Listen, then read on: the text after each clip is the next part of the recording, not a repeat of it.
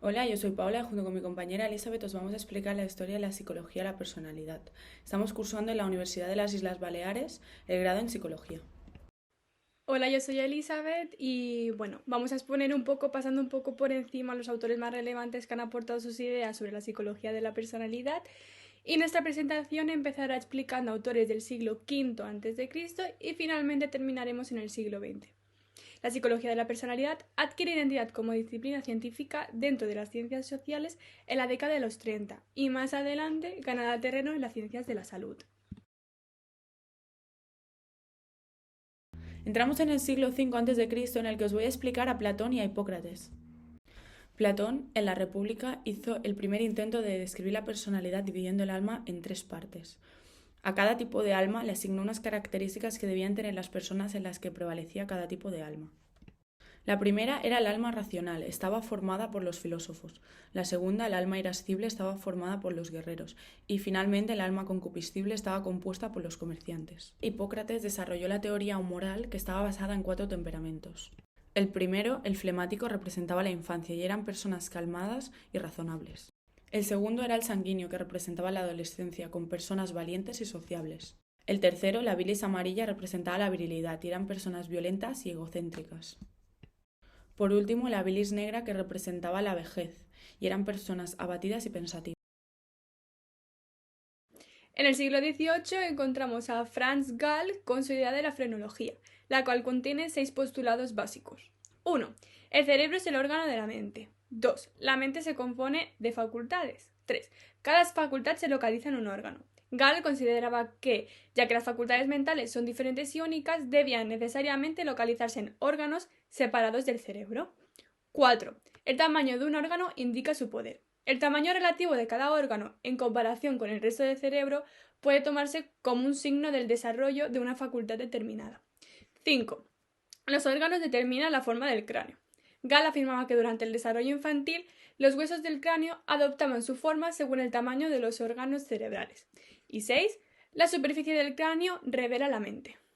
Ese es el principio más célebre de la frenología, dado que el desarrollo de los órganos y por tanto de las facultades influye en la forma del cráneo, y el análisis de la superficie de este permite determinar la personalidad y el resto de rasgos mentales de una persona. En el siglo XIX nos encontramos con Freud, que propuso una teoría de la personalidad que iba avanzando a medida que evolucionaba su desarrollo teórico. Para él, la personalidad eran las estrategias que utiliza cada persona para resolver los problemas internos y externos. Propuso cuatro modelos para describir la personalidad. El primero, el modelo topográfico, se explica con la conocida metáfora del iceberg, en el que divide la mente en tres partes: la parte consciente, la parte preconsciente y la parte inconsciente. El modelo dinámico está basado en los impulsos que buscan expresarse y los mecanismos de defensa que luchan por inhibirlos. El modelo económico está relacionado con las pulsiones de vida, eros, y las pulsiones de muerte, tánatos. El modelo genético está basado en las etapas de desarrollo psicosexual y la gratificación que buscamos en cada una de ellas. Las etapas son la etapa oral, la etapa anal, la etapa de latencia y la etapa genital. A continuación encontramos a Watson. Este autor pensaba que los humanos ya traían desde su nacimiento algunos reflejos y reacciones emocionales, como el amor y la furia, y que todos los demás comportamientos se adquirían mediante la asociación estímulo-respuesta, que se llevaba a cabo mediante un acondicionamiento. Más adelante encontramos a Carl Jung, el cual decía que existen 4 funciones psicológicas básicas, las cuales son pensar, sentir, intuir y percibir. Y a partir de estas 4 funciones básicas, Jung postula que se conforman 2 grandes tipos de carácter, el introvertido y el extravertido. Y a partir de las funciones psicológicas básicas nombradas anteriormente y de los 2 tipos de carácter fundamentales, Jung señala que se derivan 8 tipos de personalidad: las reflexivas, las sentimentales y la intuitiva, para cada tipo de carácter, es decir, tanto para el extravertido como el introvertido.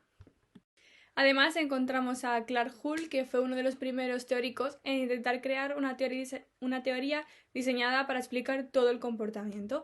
Esa teoría del aprendizaje se conoce como la teoría de la reducción del impulso. Hull basó su teoría en el concepto de la homeostasis y usó el término impulso para referirse a la sed, el hambre, el frío, etc. Esos impulsos crean un estado desagradable, es decir, una tensión, y para reducir esa tensión, los humanos y los animales buscan maneras de satisfacer estas necesidades biológicas, ya sea bebiendo, comiendo, buscando un abrigo, etc. Es decir, Hull sugirió que los humanos y los animales repiten cualquier comportamiento que reduzca estos impulsos. Galton formuló la hipótesis léxica de la personalidad, que se basa en dos postulados. El primero dice que las características importantes para un grupo sobre la personalidad terminarán introduciéndose en el lenguaje de ese grupo. Y la segunda, que se basa en la primera, dice que las características más importantes se definirán con una sola palabra. Alport desarrolló una teoría de la mente que se basa en los elementos que configuran la estructura de la mente. Dichos elementos son la racionalidad, la identidad, la autoestima, la autoimagen, la extensionalidad y la extensión del yo. Entramos en el siglo XX, en el que voy a empezar explicando a Carl Rogers. Carl Rogers desarrolló una teoría sobre la personalidad que se basa en cuánto se acerca o se aleja una persona de un estilo de vida altamente funcional. Este estilo de vida consiste en estar siempre actualizado buscando nuevos objetivos y metas vitales. Maslow añade a la teoría de Rogers, autor explicado anteriormente, su concepto de las necesidades. La teoría de este psicólogo gira en torno a dos aspectos fundamentales: nuestras necesidades y nuestras experiencias. La teoría de la personalidad de Maslow tiene dos niveles: uno biológico, las necesidades que tenemos todos, y otro más personal, que son aquellas necesidades que son fruto de nuestros deseos y las experiencias.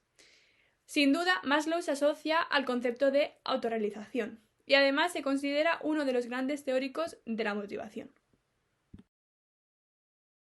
Otro autor del siglo XX es Raymond Cattell. Cattell define la personalidad como aquello que nos dice lo que una persona hará cuando se encuentra en una situación determinada. El elemento natural básico de la personalidad para Cattell es el rasgo, que hace referencia a características relativamente permanentes. Distingue entre rasgos comunes o aplicables a todos los individuos y específicos, exclusivos de una persona. Por último, en función de su significación, podemos encontrarnos con rasgos superficiales o rasgos fuente o profundos. Eysenck desarrolló una teoría sobre la personalidad en la que sacó como conclusión el modelo Penn. Se dividía la personalidad en tres dimensiones: psicoticismo, extraversión y neuroticismo. Bueno, hasta aquí nuestro vídeo sobre la historia y la psicología de la personalidad. Esperamos que os haya gustado y muchas gracias por habernos prestado atención.